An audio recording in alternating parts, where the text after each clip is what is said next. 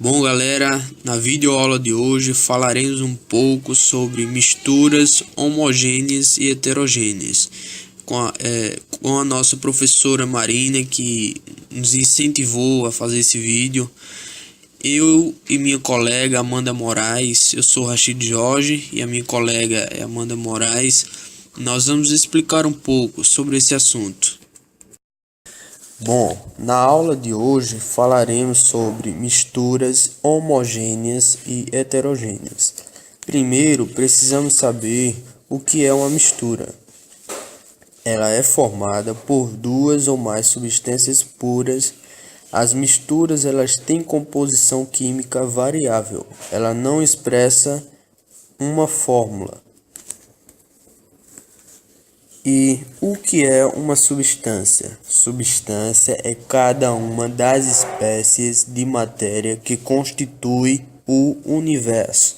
Pode ser simples ou composta. Sabemos que as misturas homogêneas e heterogêneas se dividem em sistemas e fases. E elas podem conter mais de uma fase. A mistura homogênea é formada por apenas uma fase. Não se consegue diferenciar as substâncias. Um exemplo: a água mais o sal, a água mais o álcool etílico, a água mais o acetona, a água mais o açúcar, a água mais os sais minerais. Mistura heterogênea, ela é formada por duas ou mais fases. As substâncias podem ser diferenciadas a olho nu ou pelo microscópio. Alguns exemplos: a água mais o óleo, a água mais o enxofre, a água mais a areia e mais o óleo. Vale ressaltar que os sistemas monofásicos são as misturas homogêneas e o sistema polifásico são as misturas heterogêneas. Os sistemas homogêneos, quando formados por duas ou mais substâncias miscíveis, ou seja, que se misturam umas nas outras, chamamos de soluções. São exemplos de soluções a água salgada, o vinagre, o álcool hidratado. Os sistemas heterogêneos podem ser formados por uma única substância, porém em várias fases de agregação, estados físicos, no caso. Um exemplo: a água em 3 estados físicos, que é líquido, gasoso e sólido. A separação de mistura. Os componentes das misturas podem ser separados. Há algumas técnicas para realizar a separação de misturas. O tipo de separação depende muito do tipo de mistura. Alguns métodos de separação de mistura são acatação, levigação, dissolução ou flotação, peneiração, separação magnética, dissolução fracionada, decantação e sedimentação, centrifugação, filtração, evaporação, destilação simples e fracionada e fusão fracionada. Agora vamos para a separação de sólidos.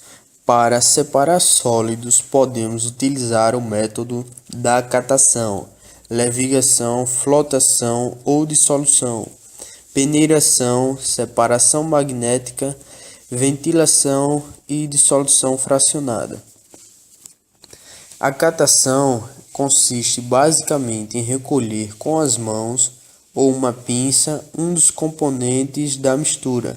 Um exemplo: separar o feijão das impurezas antes de cozinhá-los. A levigação separa substâncias mais densas das menos densas, usando água corrente. Um exemplo, o processo usado por garimpeiros para separar ouro, que é o mais denso, da areia, que é menos denso. A dissolução ou floculação consiste em dissolver a mistura em solventes com densidade intermediária entre as densidades dos componentes das misturas. Exemplo, a serragem mais areia. Adiciona-se água na mistura, a areia fica no fundo e a serragem flutua. Peneiração, separar sólidos maiores de sólidos menores, ou ainda sólidos em suspensão em líquidos. Um exemplo, os pedreiros utilizam esta técnica para separar a areia mais fina de pedrinhas, para separar a polpa de uma fruta das suas sementes, como o maracujá. Estes processos também podem ser chamados de tamização. A separação magnética, usado quando um dos componentes da mistura é um material magnético. Com um ímã ou eletroímã, o material é retirado. Exemplo, lima de ferro mais enxofre, areia mais o ferro. E agora a ventilação, usado para separar dois componentes sólidos com densidades diferentes. É aplicado um jato de ar sobre a mistura, um exemplo, para separar o amendoim torrado da sua casca já solta. Outro exemplo, o arroz mais a palha. A dissolução fracionada consiste em separar dois componentes sólidos utilizando um líquido que dissolva apenas um deles. Exemplo, sal mais areia. Dissolve-se o sal em água, a areia não se dissolve na água, obviamente e logicamente, então podemos filtrar a mistura separando a areia, que fica retida no filtro da água salgada.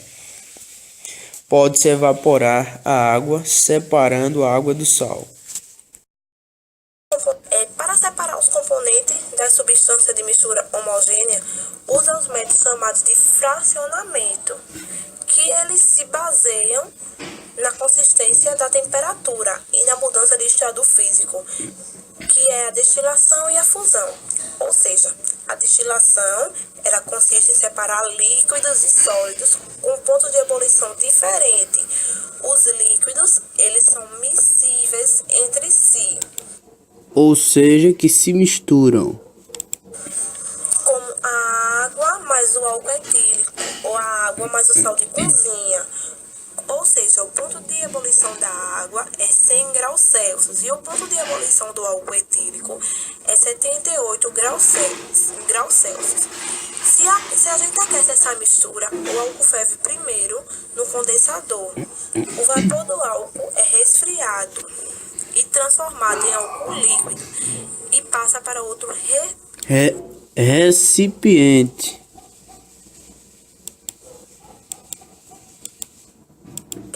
que são usados muitos em laboratório químico.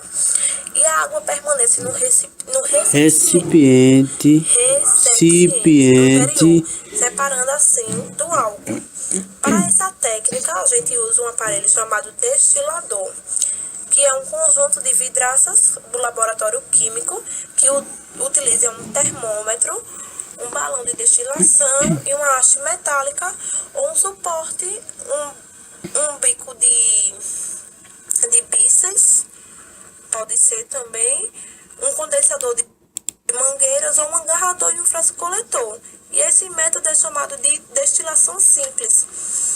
Nas indústrias, principalmente de óleo ou de petróleo, usam uma destilação, ele é uma destilação fracionada, que para separar a mistura de dois ou mais líquidos, as torres de separação de petróleo fazem a divisão que produz a gasolina e o óleo diesel, o gás natural, o querosene, e a substância deve conter pontos de ebulição diferentes, mas com valores próximos um dos outros. Também podemos citar, que faz parte do assunto, a separação de sólido e líquido, que para separar uma mistura de sólido e líquido, a gente pode utilizar o método de decantação e sedimentação, ou a centrifugação, ou a evaporação. A sedimentação ela consiste em deixar a mistura em repouso, até quando todo o material sólido se depositar no fundo do recipiente, isso. Mais a areia. A decantação ela é remoção da parte líquida. Ela vira cuidadosamente o vidro e pode-se utilizar um funil de decantação para remover um dos componentes da mistura, como exemplo, a água com óleo ou a água mais a areia.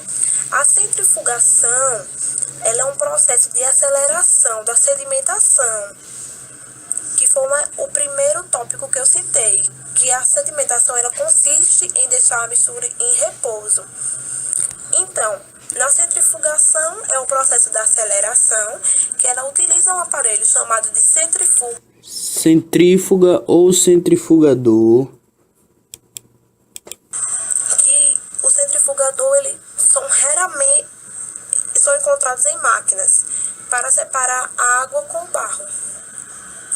A filtração é um processo mecânico que serve para separar a mistura sólida quando a mistura é dispersa com um líquido ou com gás e utiliza uma superfície porosa, a superfície porosa, um papel filtro, onde o papel filtro é dobrado, quando o produto que mais interessa é o líquido e a filtração é mais lenta. A evaporação ela consiste em evaporar o líquido que está misturando com o sólido. A água mais o sal de cozinha, que é o cloreto de sódio. Nas salinas obtém-se o sal de cozinha, porque esse processo, na realidade, as evaporações elas resultam em sal grosso, que se for purificado torna-se o sal refinado, que é uma mistura de cloreto de sódio e outras substâncias que são adicionadas pela indústria.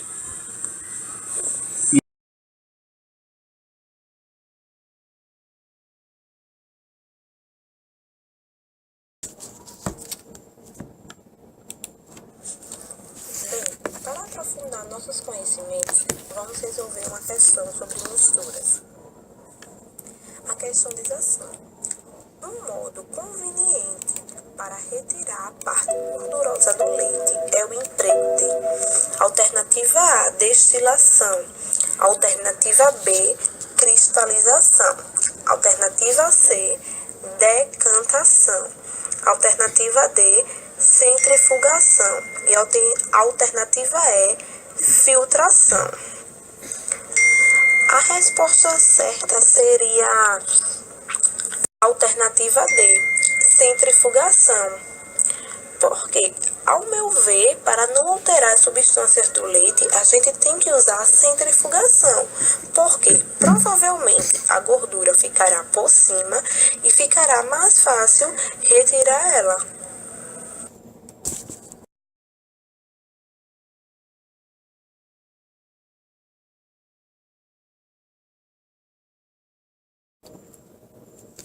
A segunda questão é a questão da PUC, que diz assim: colocando em tubo de ensaio pequena quantidade de petróleo e água do mar filtrada, temos, letra A, um sistema heterogêneo, sendo cada fase uma mistura. Letra B, um sistema homogêneo. Letra C, um sistema heterogêneo, sendo cada fase uma substância pura. Letra D, sistema tem duas fases separáveis por filtração. Letra E, sistema heterogêneo, sendo uma fase substância pura e outra mistura. Se colocarmos essas duas substâncias dentro do tubo de ensaio, teremos a água do mar, que é uma água salgada, mas filtrada, ela é uma mistura de duas substâncias, que é o H2O, que é a água, e o sal, que é o NaCl, o cloreto de sódio. E o petróleo é um dos hidrocarbonetos que tem algumas substâncias como carbono, hidrogênio. Então é uma mistura de substância, ou seja, temos cada fase, que são duas, uma mistura em cada. Então de cara nós sabemos que é heterogêneo, tá na cara que é um sistema heterogêneo, não se tem como negar isso. Agora, em cada fase se tem uma mistura, certo? Então que fique claro isso, não percam a questão dessa, muito fácil e simples.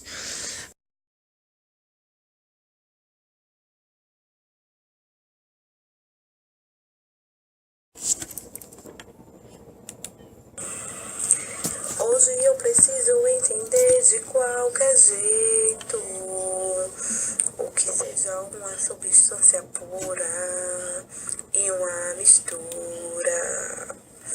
Uma substância pode ser simples ou composta. Se ela tem só um tipo de elemento, a substância é simples. Se ela tiver composta de substância, vai ser substâncias e misturas, é o que vamos aprender. Se uma substância tem apenas uma fase, então você poderá classificá-la em homogênea. Mas se a mistura tiver duas, três ou quatro fases, então você deverá classificá-la como heterogênea.